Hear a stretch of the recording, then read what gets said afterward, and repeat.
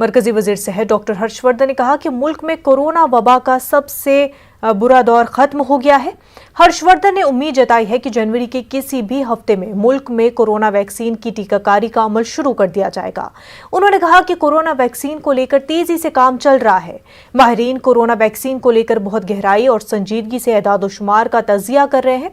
उन्होंने मजीद कहा कि वैक्सीन की असर पजीरी और सलामती हुकूमत की अवलीन तरजीहात में शामिल है और इस पर समझौता नहीं किया जा सकता। अभी तक प्रिलिमिनरी फीडबैक्स मिलते हैं, उसके आधार पर मुझे लगता है कि चीज़ें सही दिशा के अंदर आगे बढ़ रही हैं और कुछ कंपनियों की वैक्सीन हो सकता है हमको जनवरी में मिलनी शुरू हो जाए, कुछ की फिर हमको फरवरी, मार्च, अप्रैल धीरे करके मिलनी शुरू हो जाएगी। और फिर जैसे हमने एक्सपर्ट्स की सलाह पर प्रायोरिटाइज किया है, उसी प्रायोरिटी के आधार पर लोगों को वैक्सीन देना प्रारंभ कर देंगे। अभी मैं थोड़ा सा और ज़्यादा कॉन्फिडेंस से कह रहा हूँ कि हो सकता है कि जनवरी के अंदर भी कभी भी किसी भी सप्ताह में ये मौका आ सकता है। अयोध्या में राम मंदिर की तामीर को लेकर शिवसेना और बीजेपी फिर आमने सामने है। शिवसेना तर्जुमान संजय राउत ने इल्जाम लगाया है कि राम मंदिर की तामीर के नाम पर जो फंड जमा किया जा रहा है, बीजेपी उसे 2024 के इंतखाबात में इस्तेमाल कर सकती है। दूसरी तरफ बीजेपी ने पलटवार किया है। बीजेपी के लीडर आशीष शेलार ने कहा कि शिवसेना को अभी से अपनी शिकस्त नजर आ रही है। उन्होंने मजीद कहा कि शिवसेना ने पहले भी राम मंदिर की तामीर में रखना डालने का काम किया था। क्या चंदा धंधा बनता जा रहा है? आपने लिखा चंदा धंधा है क्या गंदा है मुझे मालूम नहीं, लेकिन अयोध्या के राजा प्रभु श्री राम, जिनका मंदिर अब बनने जा रहा है, जिनके मंदिर के लिए लोगों ने बलिदान दिया है, खून बहाया है और कोर्ट के आदेश से मंदिर बन रहा है, प्रधानमंत्री ने उसके भूमि पूजन शिलान्यास किया है। अब अयोध्या के राजा के लिए अब चंदा मांगने के लिए घर घर जाएंगे तो ये राजा का अपमान है हमारा और हिंदुत्व का भी अपमान है। मुझे लगता है पूरा उस बारे में जो रामलला के नाम पर अयोध्या में जो बैंक का खाता खुला है, उसमें सभी ने जो बड़े बड़े दानशूर हैं इस देश में, सब उसमें पैसा डाल रहे हैं।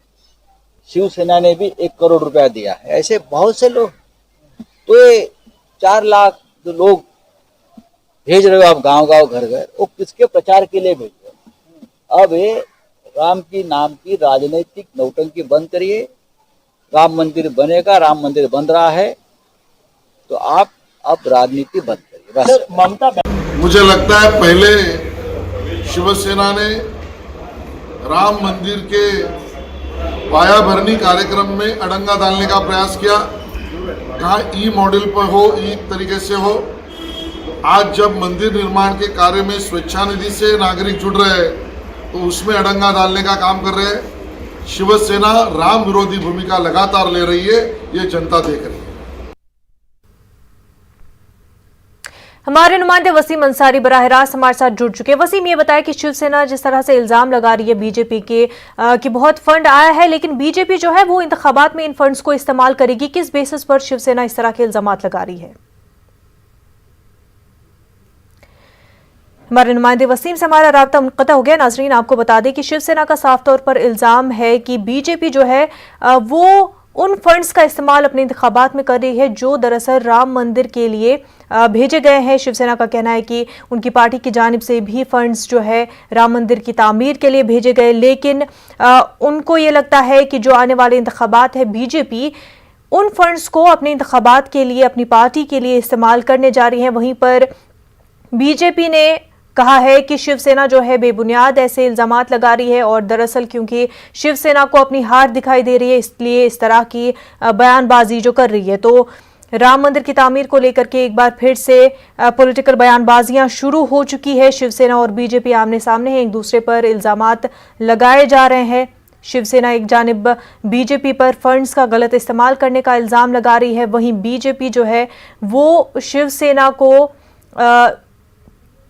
इस बारे में कह रही है कि हार का सामना नहीं कर पाएंगे, हार अभी से दिखाई दे रही है आने वाले इंतखाबात में, इसलिए इस तरह के बयानात शिवसेना की जानिब से दिए जा रहे हैं।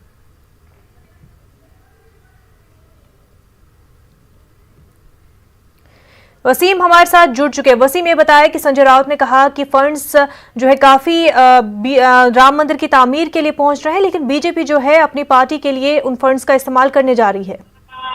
देखिए, जिस तरह से शिवसेना और बीजेपी लगातार अपनी बातों को रखते आ रही है, खास करके जब से महाराष्ट्र में जो सरकार बदली है, इसके बाद दोनों के आपसी मतभेद साफ तौर पर दिखाई दे रहे हैं। आज जिस तरह से सामना के संपादकीय में बाकायदा शिवसेना की तरफ से बीजेपी को ये टारगेट किया गया है कि राम मंदिर बनाने के लिए चंदे की जरूरत है। राम मंदिर लोगों की अस्मिता का सवाल है, इसे लेकर लोगों ने अपने जो खजाने हैं वो खाली कर दिए हैं। तो ऐसे में क्या जरूरत है चंदा लेने के लिए? कहीं चंदे के नाम पर राजनीति तो नहीं की जा रही है।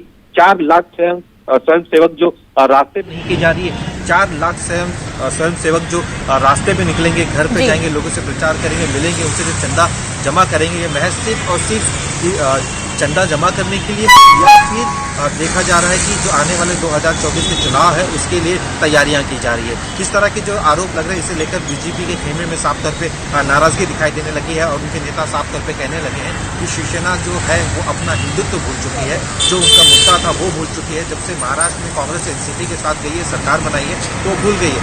ये महज लोगों का राम मंदिर है, उनसे जुड़ा हुआ मंदिर है, इसलिए उनके निधि से बनना चाहिए। इस तरह की दोनों चीजें, लेकिन साफ तौर पे यहाँ पे दिखाई दे रही है दोनों के बीच जो आपसी मतभेद है, खास करके कई मुद्दों को लेकर, वो साफ तौर पे यहाँ पे दिखाई दे रहे हैं। जी बिल्कुल वसीम, बेहद शुक्रिया आपका तमाम तफसीलात के लिए।